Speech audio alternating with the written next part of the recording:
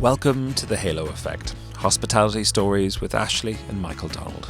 With over 40 years working in the hospitality industry, we've lived some incredible experiences, and as a husband and wife team, we continue to forge our path through business and life that continues to present challenges and opportunities. Through this podcast, we would like to share these experiences and provide some behind-the-scenes insights into the world of hospitality and entrepreneurship. We hope that this will help anyone who is on a similar journey by sharing how we forged our own path through this incredibly rewarding, yet often challenging industry.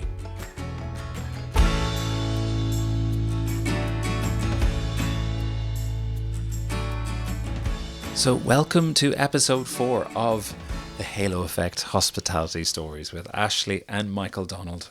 This is the very first episode we're actually recording from our home base here in Whitley Bay. But this week we're going to be talking about AI and the revolutionary impact that it has had on all of hospitality, but particularly marketing.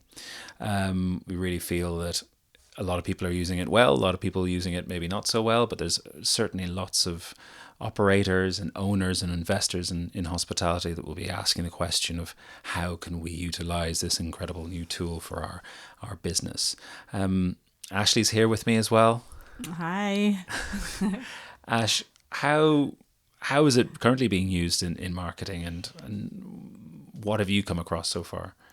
So I think probably the most kind of accessible use of AI in marketing that most people may think of is ChatGPT, and I think we've all kind of dabbled with getting it to prepare some sort of content creation.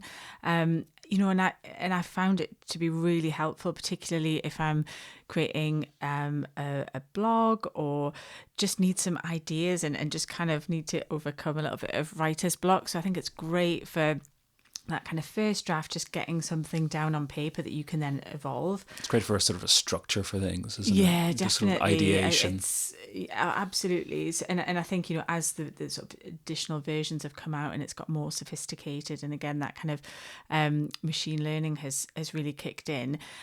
Obviously, with ChatGPT, there's, I think, we do need to scrutinise and very much those first drafts are very, in my mind, obviously written by a computer, and the language can be very, very flowery and just not really authentic. So, I think obviously proceeding with caution, but great for that kind of first draft. Also some image creation, which again linked to kind of the ChatGPT is DALL-E for image creation, which you can literally just ask, can you, and I just did it actually before I came on just out of curiosity, but can you create an image of me of London in 100 years time? And it gives me a couple of different very futuristic options, and we'll all be in our kind of hoverboards and all the rest of it. But it was really interesting to see. We'll definitely share that image in the link. Absolutely. It's so it's all very much putting out what has been put into the system. So again, obviously, just kind of sense checking it from a human perspective.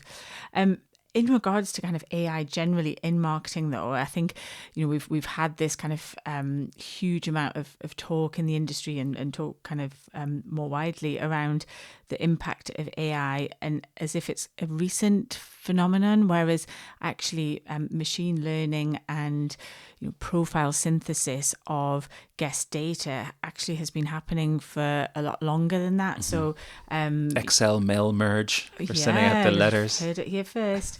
I think there is definitely the sort of sophistication and the accessibility has increased, but there's definitely been some form of AI that has been used, particularly around data and guest data that we would have been using on a daily basis. But I think the integration into our everyday tools, which has taken place over the last few months, is really where we're sort of seeing the difference. And then, in terms of kind of practical use, I think, from a marketing perspective, being able to analyze vast amounts of data to look at potential outcomes, looking at past performances of campaigns, looking at different data sets to really look at your guest and kind of customer behavior, and just really to help refine those strategies. But, very much just kind of scratching the surface with it. And I think, over time, there'll be a huge implication and ability around that sort of personalization and, that the integration of different technologies. So, I mean, obviously, guest marketing is highly related to the guest experience. And so from your perspective and, with all of the work that you do across that guest experience, what are your views around using AI to enhance a guest experience? I think just as you've said, that sort of authenticity of communication, I think is so crucial. How we manipulate data and what we do with it is really, really important. The amount of data that businesses collect on their customers has never been higher, never been more. There's never been more ethical pressure on us to do the right things with data. But once people are following you and they've signed up for every sort of email that has been sent out, I think it is an amazing tool to have AI actually really trying to segment that further and find the themes and find the things that are going to really resonate with your customers and really are going to come across as incredibly authentic and personalized to them. But that said, the more that we have AI looking at that, we still need to obviously have that human touch. And I think we can see very easily when you see something that's been generated by AI. We've probably seen it multiple times on social media posts and things like that, which we'll talk about a little bit later. But when something comes across as disingenuous, it does not impact well at all with customers. So having that personal touch, but with the support of that data that has maybe gone through some sort of artificial intelligence, is going to really resonate with your customers.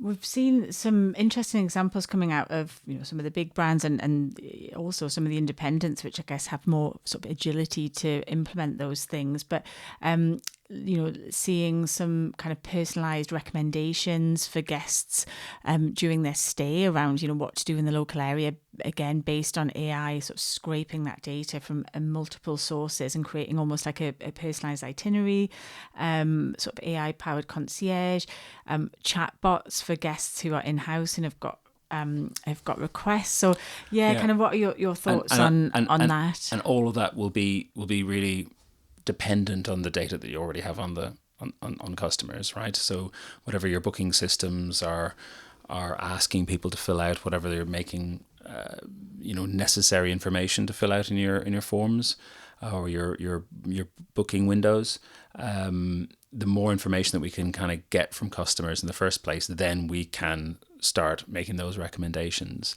And I think often that's sort of, it can be missed. We do see databases sometimes that are very incomplete and they don't have all the information that you would necessarily need to tailor something. And then AI can obviously take those recommendations and make really bespoke recommendations based on the profile. But unless you get to know your customers first of all, I think it's not really going to work quite as well. It's not going to have the same sort of level of impact. Yeah, and I think as you say, the data is only as good as what is being input, and whether that's input from the guests themselves in their booking journey or whether it's part of the arrival process and what a team member in the front of house is adding that data. But I think often you might find that someone will get that information from a customer and then not actually do anything with it. They might write it down on a piece of paper and not actually put it into the system, into the profile. So you have that information for the next day. And sometimes people can be a little bit protective of data. We often find rightly that so. maybe It's very well, valuable. I mean, in terms of maybe personally protective, I mean, in terms of there might be a member of staff who has a close relationship with their guests or with particular guests, and they're maybe wary to share that information in the profile notes. And often what will happen is that information just goes with them, so that you don't have as many opportunities to kind of maybe target a group of guests with similar likes and dislikes. And do you think from I suppose, that evolving skill set of, say, your kind of front of house operations team, the sort of pressure or requirements of them to kind of get as much data from their guests in order to personalize their experience is kind of changing? Because, to give you an example, I was looking at kind of refining a database for a campaign, and just pulling out some email addresses that were clearly invalid, and somebody's obviously had a guest in front of them and done the classic no@noemail.com, because it was either a mandatory field that they needed to complete to move on, or they just wanted to get through that booking, and which is rightly so. They want to be attentive to the guest in front of them, but obviously the impact longer term on that is that you've got bad data, and flags all sorts of spam filters, and actually that data is worthless. So how do you find a balance between genuinely engaging with your guest and using that data to enhance those interactions without impacting so much on that employee's kind of tick box, I must do this, and this, and extract as much data from this guest? Like, how do you find that balance? Is there it's is really there hard. an It's answer? really hard, and I've definitely been that customer, and going into a shop or something, and they'll say, can I get your email address for your receipt? I'm like, well, I know exactly what you're trying to do here, and you're not going to tell me about all the marketing you're about to send me, and I'm just going to get a receipt. Maybe I can get your receipt very easily. Just the paper receipt is probably good enough for me. And often I find myself saying no almost as a reaction, which isn't necessarily what I should do, because I also know that my experience could be made better in certain situations if I share the email address. There's lots of subscriptions I have that add value to my experience, and I think that's probably the key point. If we can show how this will add value to a customer's experience, rather than this is what we need to get because we know that data is valuable, and of course data is valuable, but only if it's complete data. Incomplete data has a negative impact. Have you got any examples of where you've seen that working well, where you're almost a bit of a trade-off, that you'll give me your data and in return we'll give you this? Like, any I think it works great for the examples? discounts. I think it works great when you say, can I sign up to this and we'll give you a 10% discount on some sort of item. I think that would work very well in hotels. People like discounts, and of course if you are doing that, then you're guaranteeing a direct booking and potentially avoiding OTA fees for future bookings, and getting that direct one. But obviously you don't have to offer discounts. It could be added value. It could be some sort of personalization. And I think if we word it correctly, look, we will offer. We have special offers. You always get access to the best rates, and rate guarantee, I think, should be an absolute standard when it comes to convincing people to book directly, but also that you don't then start sending out emails every single day, or even every week. Sometimes can be a bit much. I think trying to understand from your customers, and it could be through surveys or speaking to them directly, and asking how often they feel comfortable receiving emails is sometimes really important, because that can really turn people off, especially if it's the same thing. But there are certain mailing lists that I'm subscribed to that when the email comes through, I will actively have a little look and have a read. There might be some sort of, one of the best ones I have at the moment is something called the Lawn Smith, and they will send out things I should and shouldn't be doing to my lawn this month. And then they'll try and sell me some grass seed and all sorts of things. And that's just an idea. That's how old I am now. Unfortunately, I do worry about my lawn, but it is a huge, valuable thing that value for exchange, me to get. isn't it? So if you're sending out emails that are telling you what's going on in the city at the moment, and they're really interesting, and you're actually adding value and giving people tips and tricks that they wouldn't necessarily have heard of. And then right at the bottom you have a booking link that says, when you're next planning your stay, you don't have to book right now, but when you're next booking your stay, just let us know. Click here, whether it's this week or whenever. I think that's where it's really more authentic. Definitely. And I think, just giving the guest, the reason why, the benefits of them exchanging their data with you in return for something of value. And there's this whole conversation around zero party data, which is essentially information in addition to their contact details, that is kind of over and above. So it might be around their preferences or certain kind of behaviours that they kind of voluntarily give you in exchange for receiving much more targeted and valuable information. And I think, again, from a hotel's perspective and hospitality, having that information and using it well, I think sometimes there can be that almost data overload, that we are collecting so many data points on our guests, and it's difficult sometimes to then really cut through to, okay, well, actually, why am I collecting this, and what am I going to do with it? What is the impact? And almost just really trying to scrutinize, not just collecting data for data's sake in case you might need to use it. I think just being really clear about what the purpose is and why you use it.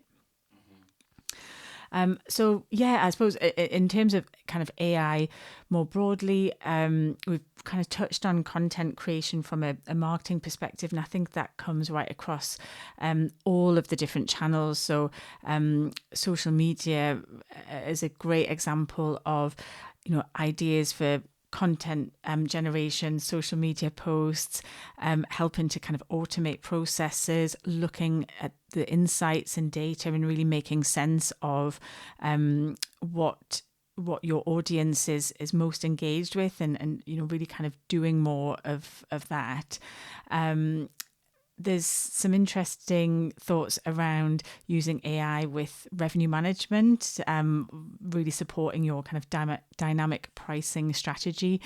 And I think when, again, that there's been a number of different, amazing kind of revenue management tools that can support, predictive trends, etc. But I think with AI, it's that data en masse that just has that ability in real time to really kind of give you some really insightful information around your competitors and pricing in the marketplace, that just allows you to make more informed decisions and respond to those different kind of market conditions. Well, I remember when I would be working in front office in my early days, being asked to call around and see what the rates were at all the different hotels. So it would have been, hello, try and put on a different accent every time. Hello, could I ask, do you have any availability tonight? And you're trying to find out, and how many rooms do you have left? Yeah. And what did you say the rate was?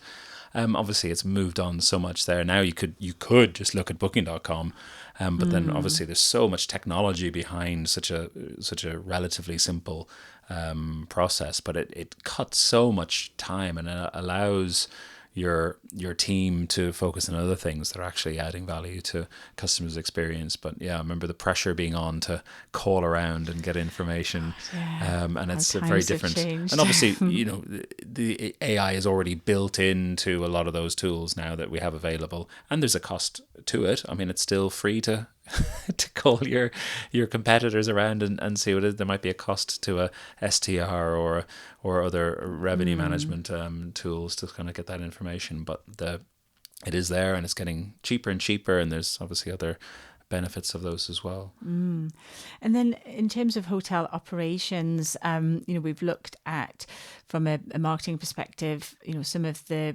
emails and automations, but how about kind of the automations of certain tasks, or, managing your guest inquiries? What sort of examples have you seen that you could potentially use AI, or that the operators are using AI really well in terms of that kind of automation of routine tasks? Yeah, I mean, that was a good one. You're kind of getting rid of those calling around hotels, but they're definitely there. We spent so much time in hotels sort of printing out registration cards and all that, kind of the process of that, and writing things down on key cards, and then some guest would change their plans, and then suddenly all that work you've done isn't relevant anymore. But that obviously changed with PMSs and all of the technology involved in that, and being able to print off information as soon as guests arrive. But there's also the AI that's running in the background, and cloud-based systems, and you have your tablets now, and people check in online well before they even arrive, and I think the process of those offers ahead of time and on arrival, it takes away a lot of that sort of the mundane tasks that we have of asking our employees to try and sell to customers, and trying to understand, are they in a rush, or are they here on leisure, are they here on business? Will they want to hear the offer that I'm about to give them? We kind of just threw a blanket over it in the past, and every single guest needed to be taken through a full script. But now we can get all that information beforehand, and we can really tailor the experience really for individual guests. Yeah, I think that's a great point around sort of removing the mundane and actually getting the technology to work hard in the background to do that, and enabling and empowering the team's time to make those genuine connections with the guest, using the data and using those personalized insights to make that sort of emotional connection with the guest, but ultimately, kind of streamlining that whole process. And I suppose also from a kind of resourcing, managing like team rotas, managing like energy use. There's a huge application there around using AI again to sort of analyze and adjust the different demands. So again, you can just be really kind of smart in terms of the way you're allocating your team to different sort of occupancy periods, adjusting energy use for different occupancy periods, and just really having a kind of holistic and streamlined operation that is kind of really agile in terms of managing those higher and lower occupancies. So yeah, I mean, the opportunities feel endless in many ways. And I think, Here's one for you. How do you feel about chatbots? Again, I understand why they are there, and it can be helpful, and it can help to just solve a quick question, so that guest can be kind of get the information quickly and kind of move on, and then have maybe time for a genuine interaction with a team member in the lobby, for example. But again, I think it still feels hard to really get across your brand voice, or get across the nuances of human interaction. But it's interesting, and I some know of a those lot nuances of of human interaction aren't the best though as well. They can be Yeah. they can be a little bit unpredictable. Yeah, I suppose, and not everyone necessarily is always on brand from a human perspective, but it does allow that 24/7 handling of requests. Yeah, It does allow for that momentum to continue. So I do think that there's a place for them. I think certainly for those really transactional questions, Yes, like if you just, the FAQs. if you want someone to ask, what time is your bar open until, and then they just get the immediate quick answer, which is a very mundane thing to ask an employee to do. But you can also, they are getting better and better, and you can train them to kind of reply on brand as well, which I think is often very, very, it can be very tricky to get sort of messaging services to be on brand. I often notice that if you have a WhatsApp set up or something like that, and the WhatsApp gets sent to a member of staff or employee, and then they reply, but they might free type it rather than using a kind of like a sort of templated answer, and sometimes you can get sort of inconsistencies there as well. And depending on who you speak to, you might get quite a short answer or quite a long answer. It takes a bit of emotion out of the situation when it's a chatbot answering. But I think certainly for those kind of queries that can be really quickly answered, and they might be on your website as well, if it's sort of information that is kind of already on your website, and yes, arguably a customer would be able to find that information in the website, but they shouldn't have to faff around looking through maybe a couple of different pages to find an answer. Funny enough, it does in many cases be one of the most visited pages on a website, and for a lot of brands, I think we tend to focus on almost the more exciting kind of creative copy that sits on websites that showcase our brand. But whilst that's important to lead them through the booking journey and to kind of create that inspiration to book, ultimately they still want to know, can I bring a pet? What time can I check in? What time does the restaurant open? So we have to be kind of practical as well as inspirational. So again, I think, there's definitely a place for it. And also all that information, we have some customers that have just started to sort of put together segmented campaigns based on people who have interacted with the chatbot, and often they are high spenders, just by looking at the segments. We've already really sort of seen that so they're already quite engaged with the brand, and I mean, they might have already gone ahead and booked, of course, through the chatbot, but there's other opportunities to then target them afterwards, which I think is really interesting, especially if it is one of the most visited pages on the website. Definitely, and it's really interesting. I think the different stages of customer intent, and I think this could be a whole episode on its own. But we see a lot of people who will visit a website as part of maybe their research, and they'll go off and research maybe other third-party websites and come back to the website. They might get into the booking engine, but for whatever reason they don't go ahead and book.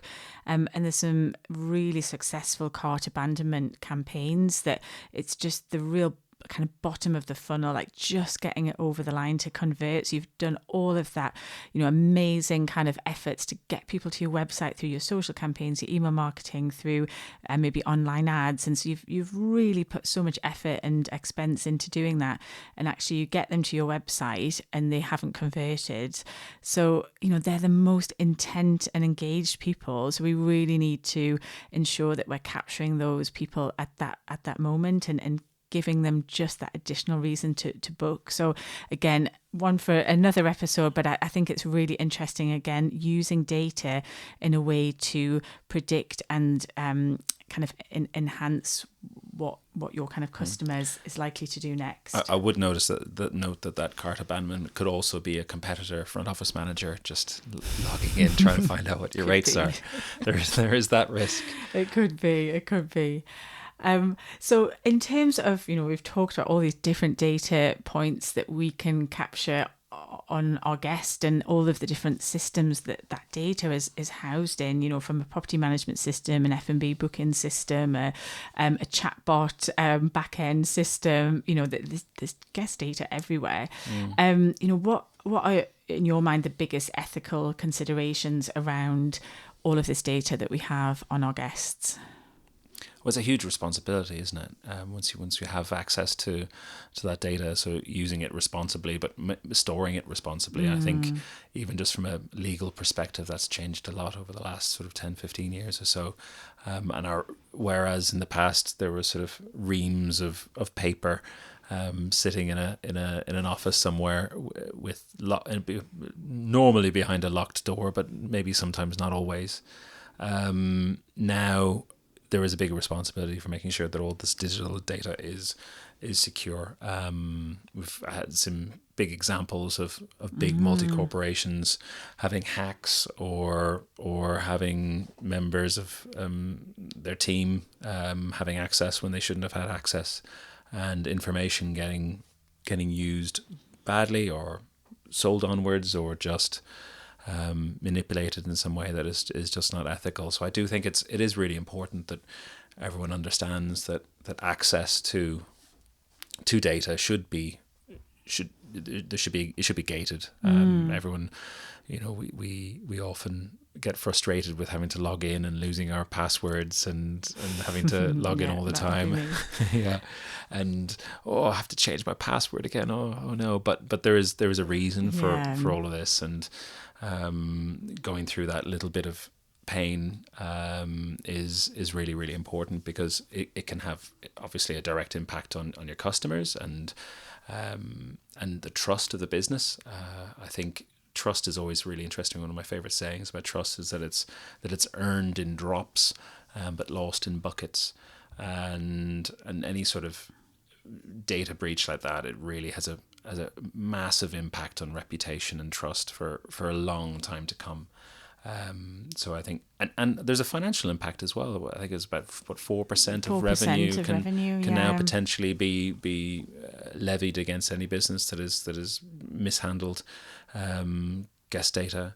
So I think it is really important that businesses understand that. It means not sending screenshots of guest profiles and emails of guest profiles. It means keeping everything on whatever system that you're using and making sure that everyone has their own login to access it. And when people leave the business, make sure you delete their login and those kind of things, and making sure that your housekeeping is all in order when it comes to IT. I think is really important. I think telling guests what you're going to do with their data, I think is essential, because is key, isn't it? You could get their data and you have them subscribe, but if they unsubscribe, then it means you need to unsubscribe. You've lost that opportunity to. You haven't explained it clearly enough that this is a value adding, or you just have to accept that someone might not want to have emails from you. Maybe it's going to their personal, maybe it's going to their work email when it should be going to their personal, or it's going to their personal email when it should have gone to their work. But I think that's really, really important. But and I think again that comes back to if once the guest has given you their details and they're kind of assured that data is safe, it's about using that data both in a responsible way and in a personalised way as well. There's nothing worse than receiving what just feels like such a blanket email, and it just does not relate to your interaction with that business, and it might talk about a certain experience and think, well, I've already booked and I've stayed on that, why are you asking me this? And it just feels very impersonal, and that for me, I would just unsubscribe. Don't need this. I get enough content served to me. So I think people are getting much more discerning and less tolerant over just stuff that isn't relevant for them, really. So, I mean, we could talk all day, I'm sure, about data, about AI, about the kind of impact of the industry. But I think,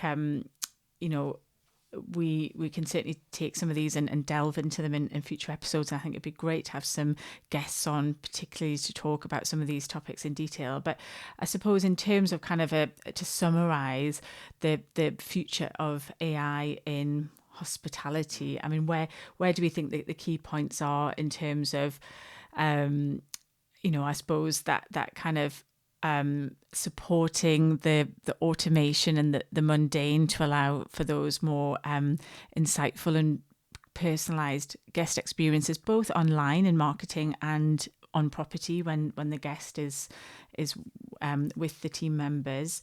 And I think, just really that ability to make better decisions by using the data and having AI to really extract trends, but kind of really on an en masse scale, that we've maybe not had the opportunity before, or that everything was in various different platforms, whereas AI kind of has the ability to scrape that and bring it all in one place. Well, I think the main message would be your competitors are definitely going to be using it to enhance the experience of their guests and employees. So it's the recommendation would be to understand it, and see what tools there are that are utilizing it. Because it doesn't mean like you're going to go to ChatGPT and get it to do everything in your hotel, but it does mean that there are tools and programs and digital options on the market at the moment that are heavily utilizing AI, and understanding what impact they could make while working with your existing systems. And I would never be one to suggest that everyone has to, completely replace everything they have, because I think it's really important that everyone understands the capabilities of the tools they currently have. But there could be other tools that could help enhance what you already offer, and they don't necessarily have to cost a heck of a lot of money. They can really have an amazing return on investment, and either making more revenue or saving money in terms of the time that your team are currently spending on offering similar options to your customers. But it's an exciting time for the hospitality industry. It's moved a lot in the last few years, and there's so many more options on the market.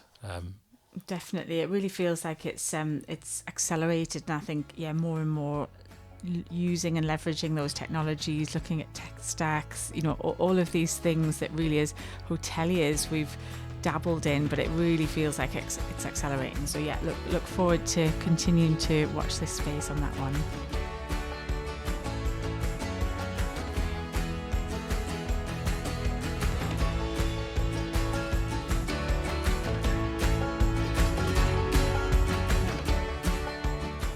Thank you for listening to The Halo Effect, Hospitality Stories with Ashleigh and Michael Donald. Hope that this has helped fellow hospitality people and entrepreneurs who may be on a similar journey. If you would like to suggest any topics for future episodes, ask us a question, or would like to join us on a future episode of the podcast, then please get in touch. We've linked up our contact details in the show notes. Don't forget to like and subscribe or follow The Halo Effect on whatever platform you listen to your podcasts. We look forward to welcoming you back to the next episode of The Halo Effect, Hospitality Stories with Ashleigh and Michael Donald.